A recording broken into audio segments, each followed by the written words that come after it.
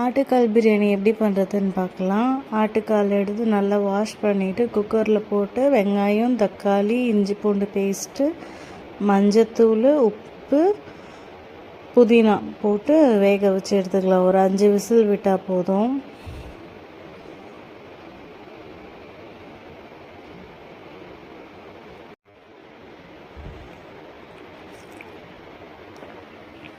இப்போது அரிசி ஊற வச்சுருக்கோம், பாஸ்மதி ரைஸு. இது நல்லா ஊறினா தான் சாஃப்டாகவும் இருக்கும், நல்லா நீளமாக இருக்கும்.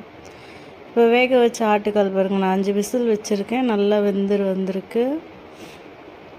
இப்போ தாளித்து விட்டுடலாம். அதுக்கு முன்னாடி ஒரு பேஸ்ட் ஒன்று ரெடி பண்ண போகிறோம். அதுக்கு பச்சை மிளகா, புதினா, கொத்தமல்லி போட்டு அரைச்சி வச்சுப்போம். இந்த பேஸ்ட்டு தான் நல்லா ஃப்ளேவராக இருக்கும் நம்மளுக்கு. இப்போ தாளிச்சிக்கலாம். பட்டை, ஏலக்காய், கிராம்பு போட்டு தாளிச்சிட்டு வெங்காயம் போட்டு நல்லா வதக்கிட்டோம். வெங்காயம் நல்லா வதங்கட்டும், பிரியாணி நல்லா டேஸ்ட்டாக இருக்கும்.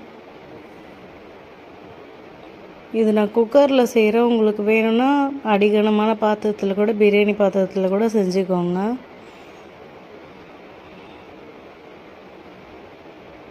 இஞ்சி பூண்டு பேஸ்ட்டு போட்டு நல்லா வதக்கிக்கலாம். நம்ம இஞ்சி பூண்டு பேஸ்ட்டு வேக வைக்கும் போது போட்டிருக்கோம், ஆனால் இதுக்கும் போட்டால் நல்லாயிருக்கும். இப்போ அரைச்சி வச்சுருக்க பேஸ்ட்டு போட்டு நல்லா வதக்கிக்கலாம்.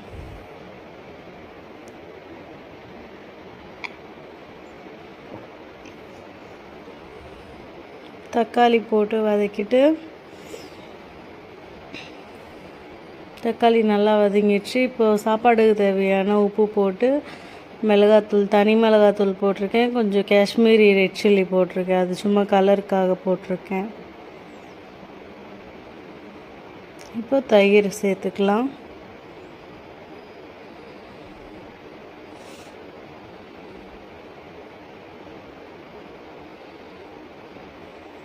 இதுலேயும் கொஞ்சம் புதினா போட்டு நம்ம வேக வச்சுருக்க ஆட்டுக்கால் மட்டும், அந்த சூப்பு சேர்க்க வேண்டாம். சூப்பு வந்து அப்புறமா சேர்த்து சூப்பு வந்து அளந்து எடுத்துக்கலாம். நம்ம தண்ணி எவ்வளோ வேணுமோ, அரிசி 2 கிளாஸ் போட்டிருக்கேன், அதுக்கு 3.5 கிளாஸ் நான் தண்ணி ஊற்றிருக்கேன்.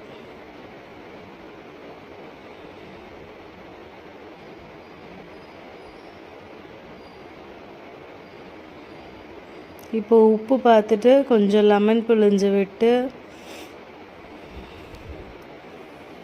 பெப்பர் தூள் கொஞ்சம் ஆட் பண்ணிக்கோங்க, அது நல்லா கொஞ்சம் ஃப்ளேவருக்கு தான். இப்போ ஊற வச்ச அரிசி போட்டு 2 விசில் போட்டு எடுத்துக்கோங்க.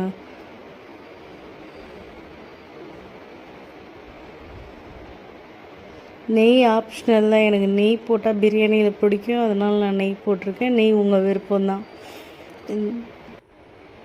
இப்போ பிரியாணி சூப்பராக ரெடி ஆகிடுச்சு பாருங்கள்.